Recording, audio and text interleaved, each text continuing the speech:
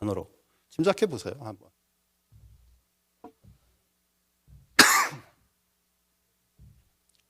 요한? 그것도 좋은 개수입니다. 예. 하지만 정답은 아닌데 좋은 개수예요. 또 다른 짐작하시는 분 있으세요? 신약의 성경 가운데 가장 많이 쓴 사람이 누굴까? 많은 분량을 쓴 사람이 누굴까? 정답, 딩동댕. 정정로님 감사합니다. 누가가 단어로 셌을 때 27.5%를 썼습니다. 놀랍죠, 그렇죠? 두 번째로 많이 쓴 사람은 누굴까요? 예, 맞습니다. 바울입니다. 약 23.5%를 썼습니다. 세 번째로 많이 쓴 사람은 아까 답이 나왔었는데, 예, 요한입니다. 예, 요한이 많이 썼고, 마태가 썼고, 마가가 썼고, 그 이외에 다른 분들이 7.2%가량을 썼습니다. 그 누가가 쓴 책이 두 권이죠. 누가복음과 사도행전을 썼습니다. 그런데 사도행전의 많은 부분이 사실상 바울에 대한 얘기죠, 그렇죠? 물론 이거 사도행전을 이해하실 때 인물을 따라 쓴 건 아닙니다. 어떤 사람들은 그것을 사도행전을 그 인물에 따라 쓴 것으로 오해하시는 분들이 있으세요. 그렇지 않습니다. 성령이 움직이는 데 따라 쓴 것이 사도행전입니다. 그런데 그 성령이 움직인 것이 베드로한테 갔었고 그 다음에 바울한테 갔기 때문에 베드로와 바울의 얘기를 쓴 거죠. 그런데 그렇게 말씀드린 것처럼 상당 부분이 바울에 대한 얘기입니다. 그렇기 때문에 사실상 그 바울에 대해서 쓴 그런 상당 부분이 바울에 대해서 쓴 내용이고 또 바울이 쓴 서신이 23%가 되기 때문에 사실상 신약 성경의 3분의 1가량이 바울에 대한 얘기 아니면은 바울이 쓴 서신이라고 이해하셔도 그렇게 틀린 내용이 아닙니다. 그렇게 상당 부분을 썼습니다. 그런데 왜 사도 바울에 대해서 궁금한 것이 있는가라는 질문이 나옵니다. 그 궁금한 질문이 이것은 사실은 약 2000년 된 질문입니다. 굉장히 오랜 동안 된 질문인데 제가 한번 여러분께 설명을 드릴게요. 첫 번째 질문은 바울 서신에는 예수 그리스도에 대해서 물론 썼지만은 거기에 죽음과 부활하심에 대해서만 많이 있고 예수 그리스도의 말씀과 사역에 대한 내용은 비교적 적다, 너무 적다, 이런 클레임이 많이 있습니다. 오케이? 여러분들 가운데서도 혹시 이렇게 바울 서신을 읽으실 때 이렇게 느끼신 분이 있을 수도 있어요. 그리고 그런 내용이 이것이 그렇게 틀린 질문이 아닙니다. 오해하지 마세요. 하지만 또 이것이 발전되어서 또 어떤 질문으로 연결되냐면요. 사도 바울과 그러면 예수 그리스도가 어떻게 연결되는가 하는 질문이 또 있습니다. 이거는 이제 제가 그 다음 강의에 대해서 이 두 번째 퀘션에 대해서는 좀 시간이 좀 필요합니다. 그래서 제가 다음 강의에 제가 얘기를 드릴게요. 그래서 오늘 강의라고 또 다음 강의는 통해서 그런 이 두 가지 질문에 대해서 답을 하면서 우리가 사도 바울의 편지를 어떻게 이해해야 되는지 또 하나님께서 글을 어떻게 쓰셨는지 그런 얘기를 좀 해보려고 합니다. 아마 다음 시간에는 제가 그 초자연적인 것에 대한 얘기를 좀 하게 될 것 같아요. 그래서 우리 기적과 초자연적을 우리가 어떻게 이해해야 되는지 그런 얘기도 좀 들어갈 것 같습니다. 오늘은 첫 번째에 대한 얘기를 할 건데요. 죽음과 부활에 대한 얘기는 엄청나게 많은데 왜 예수 그리스도의 말씀과 사역에 대한 내용이 적다 이렇게 주장을 하는 사람들이 오랫동안 있어 왔습니다.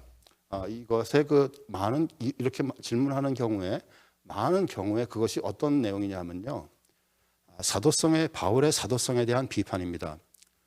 무슨 말이냐면은 여기 써 있듯이 사도 바울이 예수 그리스도의 12명 제자도 아니었고 또 사도 바울이 그 예수 그리스도가 사역할 때 같이 다녔던 사람도 아니고 눈으로 봤던 증인도 아니기 때문에 그렇기 때문에 사도 바울이 예수 그리스도를 잘 모르고 또 12제자들과 함께 아니면 그 예루살렘 제자에 있는 제자들과 그 중에서도 좀 변두리에 있었던 사람이기만 하고 예수 그리스도에서 잘 모르고 남에게 전해 들은 것만 가지고 있었기 때문에 예수 그리스도에 대해서 잘 모르고 쓸 내용도 없었다라고 주장하는 사람들이 있습니다. 그래서 그 사람들의 결론은 사도 바울과 예수 그리스도 사이에는 컨티뉴얼리 계속적 연결되는 내용이 없다, 이렇게 생각하시는 분도 있습니다. 여기에 대해서 이제 제가 이번 시간에 강의를 할 거예요. 어떻게 강의할지 한번 두고 보세요. 우선 첫 번째로 그렇게 말씀하시는 내용에 대해서 첫 번째로 제가 답을 드릴 수 있는 것은 굉장히 과장된 주장입니다. 예수 그리스도의 말씀이 없지 않습니다. 제가 여기 좀 이렇게 모든 것을 제가 다 고른 것이 아니고요. 몇 개를 골랐습니다. 대표적인 것들을. 그래서 이렇게 예수 그리스도의 말씀들을 이렇게 인용을 한 그런 구절들이 있습니다. 그리고 또 예수 그리스도가 왜 오신 건가 하는 그런 예수 그리스도의 아이덴티티, 정체성에 대한 또 것도 여러 개가 있습니다. 이렇게 여러 구절이 또 있고요. 또 예수 그리스도가 어떤 분이신가 하는 것에 대해서 예수 그리스도의 성품에 대해서 또 쓴 그런 구절도 이렇게 여러 가지가 있습니다.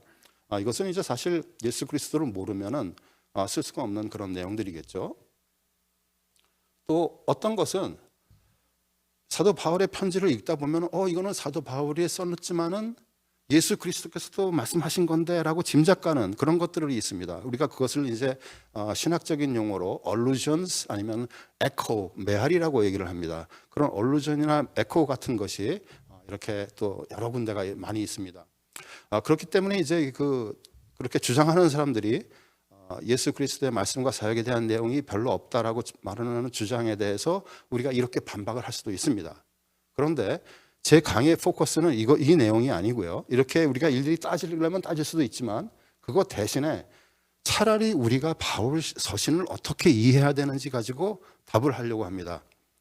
그것이 뭐냐 하면은 우선 첫 번째로 답을 할 수 있는 것이 바울만 서신을 쓴 게 아니죠. 다른 사람도 썼습니다. 야고보도 썼고 베드로도 썼고 히브리서 저자도 있고 다른 사람도 썼습니다. 요한도 있고 다른 사람들의 그런 서신들을 봤을 때 그 사람들도 역시 바울 서신과 그렇게 큰 차이가 나지 않습니다. 만약에 그렇게 바울의 말씀이 예수 그리스도에 대한 말씀이 바울 서신에 적다고 주장하는 사람들은 다른 편지를 봐서도 다른 서신서도 보면은 적다고 얘기하면 이쪽도 적다고 얘기할 수가 있어요. 제가 보기엔 적지가 않지만 그 사람들이 만약에 적다고 주장을 하면은 그러면 다른 걸 보자 이거예요. 다른 걸 봐도 같은 내용이다. 왜 그럴까요? 이게 키입니다. 이게 왜 그럴까요? 그것은 사도 바울이 보낸 편지는 편지예요.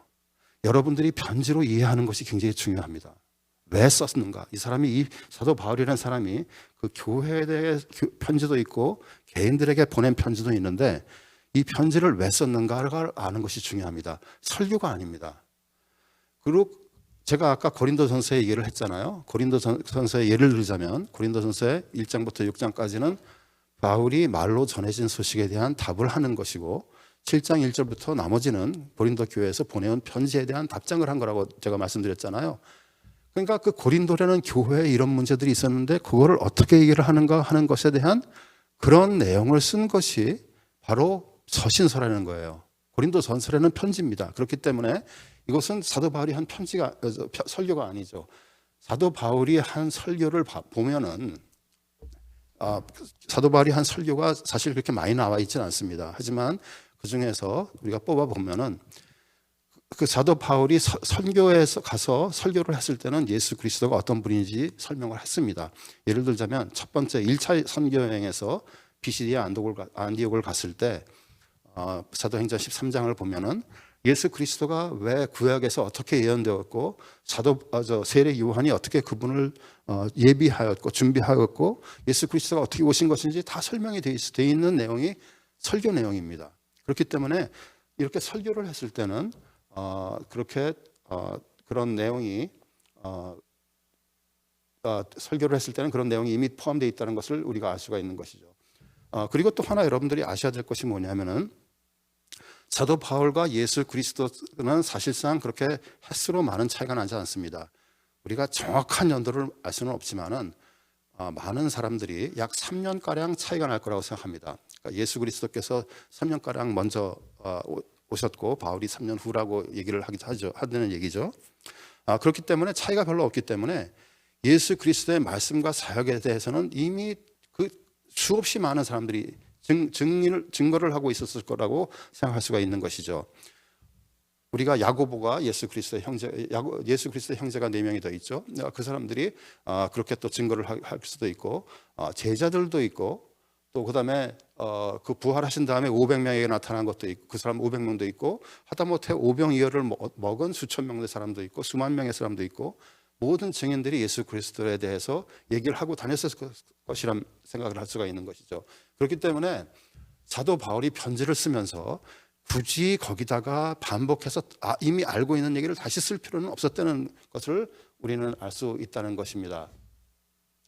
또 당시에 우리가 그 얘기를 하자면은 예수님을 증거하는 다른 사도들도 그때 당시에 많았다는 것을 우리가 알고 있습니다.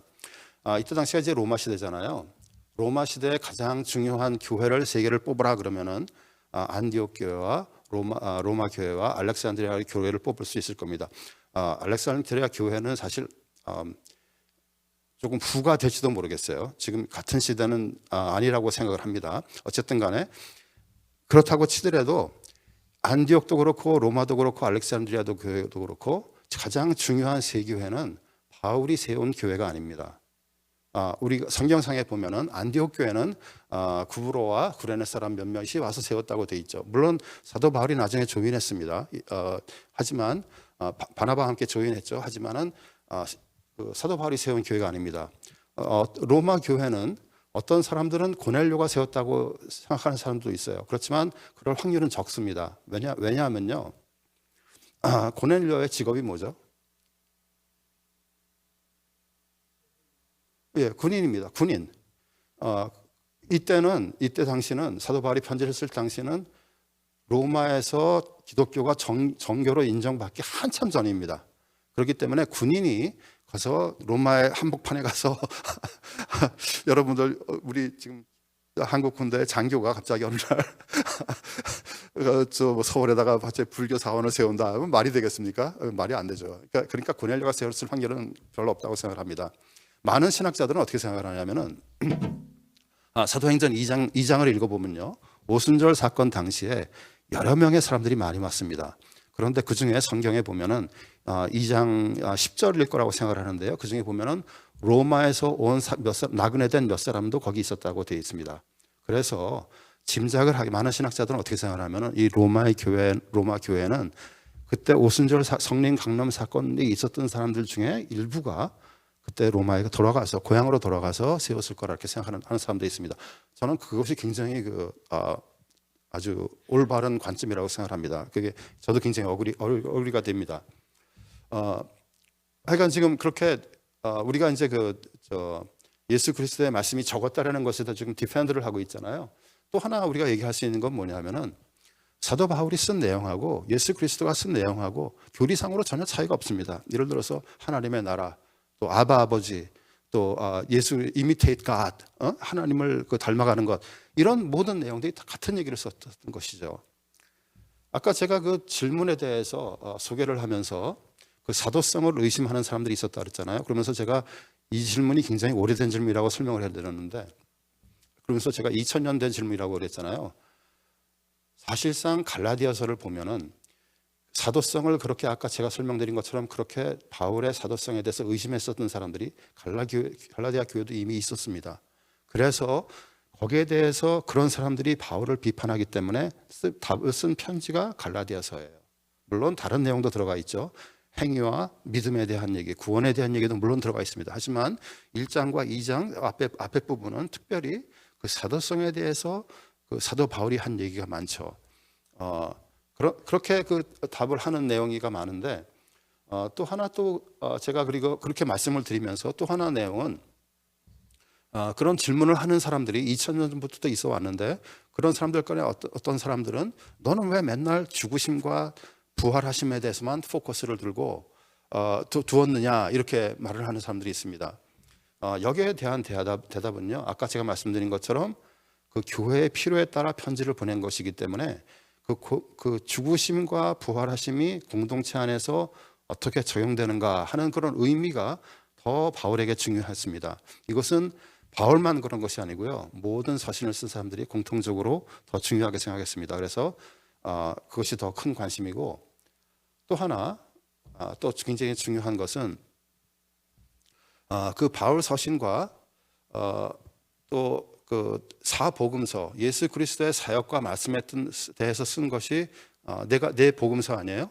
근데 거기도 복음서도 그 고난, 죽으심과 부활에 대한 것에 집중적으로 써 있다는 것을 말씀드리고 싶습니다.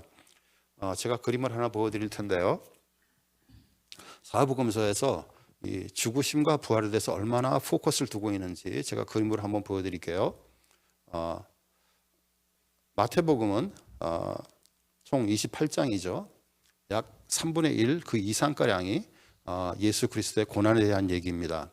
마태복음은 여기 제가 이제 그 책을 제가 카피해서 이렇게 보여드리는 거기 때문에 좀 이렇게 좀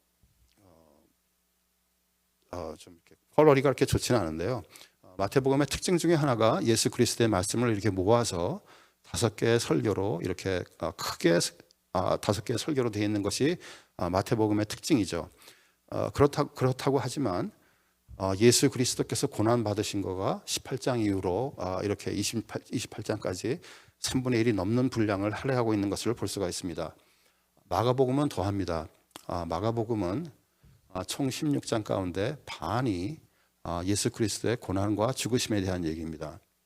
누가복음도 약 3분의 1가량이 예수 그리스도의 죽으심과 부활에 대한 얘기고, 요한복음도 거의 반가량이 죽으심과 부활하심에 대한 얘기입니다. 예수 그리스도께서 몇 년 공생을 하셨나요? 사역을 하셨나요? 3년이죠, 그렇죠? 3년 하셨죠. 요 마지막 요 뒷부분에 되어 있는 이 고난이라 그러는 기간은 얼마나 될까요? 정확히는 우리가 알 수 없지만 보통 고난 그러면은 예수 그리스도가 갈릴리에서 사역을 하시다가 죽으시러 그 예루살렘으로 내려가시는 그때부터 시작을 합니다. 갈릴리부터 그 사해까지, 예루살렘 바로 옆이 사해잖아요. 거기까지가 약 70마일입니다. 건강한 사람이 빨리 가면은 그냥 이렇게 저대로 가면은 3, 4일이면 갈 수 있는 거리입니다. 그런데 예수 그리스도께서 제자들과 함께 여기저기 들리셨을 테니까 우리가 1주일이나 2주일을 잡는다고 치더라도 이 기간이 불과 3주가량입니다. 자, 이거를 여러분들이 지금 제가 보여드리고 있는 그림을 어떻게 이해하실 수가 있느냐 하면요, 여러분들이 예수 그리스도의 영화를 찍는다고 한번 생각해 보세요. 이 앞에 부분은 3년입니다. 반의 부분에 3년을 썼고요, 나머지 반의 부분을 3주를 쓴 거예요. 그러니까 앞에 부분은 영화를 찍는다고 생각하시면 막 빨려 달려가는 겁니다. 띄엄띄엄 푹팍팍 나갔어요. 그러면서 갑자기 예수 그리스도가 고난을 받들어 내려가기 시작하면서 영화가 천천히 가기 시작합니다. 그래서는 하나하나 자세히 중요하게 여기고 찍었습니다. 그래서 사복음서도 십자가 죽으심과 부활에 대해서 이렇게 많은 포커스를 두었다는 것을 제가 말씀드리고 싶어요. 시간이 얼마나 됐는지 시간이 많지는 않군요. 오케이. 이제 여기까지 제가 제 생각에는 이렇게 답을 하면은, 여러분 아까 그 첫 번째 질문에 대한 것은 우리가 충분히 답이 되었다고 생각을 합니다. 그렇게 혹시 답이 안 됐다고 생각하시나요? 저는 제가 너무 답을 많이 했다고 생각을 하는데 하여간 답이 됐던 것 같아요. 그래서 제가 아까 처음에 그 신학자들의 다시 처음으로 돌아가서요.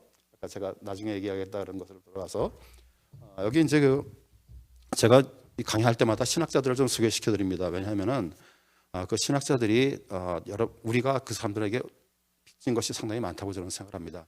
제가 신학교에 가서 공부하면서 이 신학자들이 얼마나 참 존경스러운 사람들인가를 제가 너무도 깨닫게 됐어요. 그래서 제가 꼭 소개시켜 드리는데, 첫 번째 써 있는 그레시안 매첸이라는 사람은 프린스턴 대학교의 프린스턴 신학대학원의 신약학 교수였습니다. 이 사람은 이제 1920년대 그 프린스턴 신학대학원이 자유주의로 돌아섰어요. 그랬을 때 이 사람은 다른 교수 몇 명과 함께 뛰쳐나왔습니다. 그래서 시작한 신학교가 혹시 아시는 분? 예, 웨스트민스터 신학대학원입니다. 아주 굉장히 보수적인 그런 사람이죠. 이 그레시안 매차는 볼티모어 사람이에요. 여러분들께서 혹시 그 볼티모어 시내에 그린 마운트 세미터리라고 있는데 거기 가시면 이 사람의 묘가 있습니다. 또 제가 두 번째로 소개시킨 사람은 허먼 리더버스라는 사람인데요. 이 사람은 네덜란드 사람입니다. 그래서 이제 그 영어로 번역된 책들이 우리가 가지고 있죠. 우리가 바울 서신을 얘기할 때요, 허먼 리더버스의 얘기를 안 하면서 할 수가 없습니다. 이 정도로 이 사람은 세계적인 권위자예요. 바울에 대한 한 허먼 리더버스는 그야말로 1등입니다. 그래서 어떤 사람이 어떻게 강의를 하건 어떻게 하더라도 간에 이 허먼 리더버스 얘기는 나올 수밖에 없습니다. 굉장히 장수했어요. 거의 100살을 살았습니다. 1909년부터 살았던 사람입니다. 그리고 또 D.A. 칼슨은 제가 지난번에 한번 소개시켜드렸는데 이 사람은 이제 그 도널드 칼슨인데요. 우리 백 목사님과 임효성 목사님이 나오신 디비니티 신학대학원의 신학학 교수입니다. 이 사람도 아주 저명한 사람입니다. 그리고 또 제가 다니고 있는 리폼드 티올로지컬 세미너리의 가이 워러스라는 사람의 책을 제가 많이 참조를 했습니다. 제가 아까 그 강의 전제에서 세 번째 그 자유주의 보수주의 했잖아요. 제가 이제 이건 좀 개인적인 얘기인데 제가 이제 신학교를 다닌 지 5년 반 가량이 돼 거의 6년이 되었습니다. 저는 지금 뭐 너무 즐겁고 재밌죠. 그런데 이제 제가 하나님께 감사한 것이 여러 가지가 있는데 신학교를 다니게 되면서 참 감사한 것이 여러 가지가 있습니다. 그 중에 하나가 지금 제가 신학교를 다니는 게 너무 감사해요. 왜냐하면은 아까 제가 그 자유주의 얘기를 했었는데요. 그 미국의 그런 신학교들 가운데 2000년 전 이후하고 2000년 전 이전하고 이후하고 상당히 많은 차이가 있다고 생각합니다. 그 전에는요. 성경에 대해서 비판을 하는 사람들이 막 나왔을 때 보수주의자들이 답을 잘 못했어요. 답을 잘 못했습니다. 아까 제가 그 두 가지 질문 제가 이번 강의 오늘 첫 번째 질문하고 다음 강의 두 번째 질문 얘기했다 그랬잖아요. 그런 질문에 대해서도 보수적인 신학자들이 답을 별로 잘 못했습니다. 그런데 2000년 이후로는 완전히 바뀌었습니다. 요즘은 이 보수적인 신학자들이 그런 비판에 대해서 아주 답을 잘하고 굉장히 논리 정연하게 증거를 대가면서 잘합니다. 제가 지난번에 여태까지 강의했던 내용들이 다 그런 내용들이에요. 그래서 저는 제가 지금 배우는 걸 너무 감사해요. 만약에 제가 2000년 전에 신학교에서 배웠다 그러면은 보나마나 이상한 논리 가지고 머릿속에 복잡했을 거예요. 그런데 너무도 감사하게도 지금 이렇게 이 시계추가 왔다 갔다 하듯이 이 보수주의가 지금 완전히 다시 돌아왔습니다. 그래서 이제는 뭐 예를 들자면 제가 리차드 보쿰이라는 사람, 제가 지금 읽고 있는 책이 그 리차드 보쿰이라는 사람의 책을 읽고 있는데 이 사람도 읽다 보면요 너무너무 인사이트풀해요. 굉장히 인사이트풀합니다. 그래서 좀 이런 그 보수적인 것이 지금 이렇게 다시 미국 땅을 휩쓸고 있다는 것을 여러분들께 좀 한번 알려드리고 싶었어요. 그래서 우리도 그런 누가 비판하거나 누가 이렇게 질문을 하는 것에 대해서 그게 너무 이렇게 디펜시브할 필요 없어요. 이제는 여러분이 찾아보시면은 자료가 다 있습니다. 어떻게 답을 해야 될지 우리가 다 알 수가 있습니다. 그래서 그렇게 답을 해줄 수 있으면 감사하겠습니다. 오늘은 여기까지 하고요. 사실 오늘 거는 조금 좀 드라이했었죠. 좀 드라이한 내용이었습니다. 왜냐하면 팩트가 많았기 때문에 다음에는 한번 우리 다음 시간에는 그 두 번째 강의 그 두 번째 그 질문 자체가 여러분들이 이제 이해하기가 쉽지 않은 질문이었을 거예요. 왜냐하면 사도 바울과 예수 그리스도가 어떻게 연결되느냐, 뭐 도대체 무슨 얘기냐 아마 이러실 거예요. 당연하게 연결되는 건데 그걸 왜 질문하냐 이러실 것입니다. 그런데 제가 그 질문이 어떤 질문인지 설명해드리고 그 질문에 대해서 우리가 어떻게 이해할 수 있는지 한번 좀 설명해 보도록 노력을 하겠습니다. That saved a wretch like me.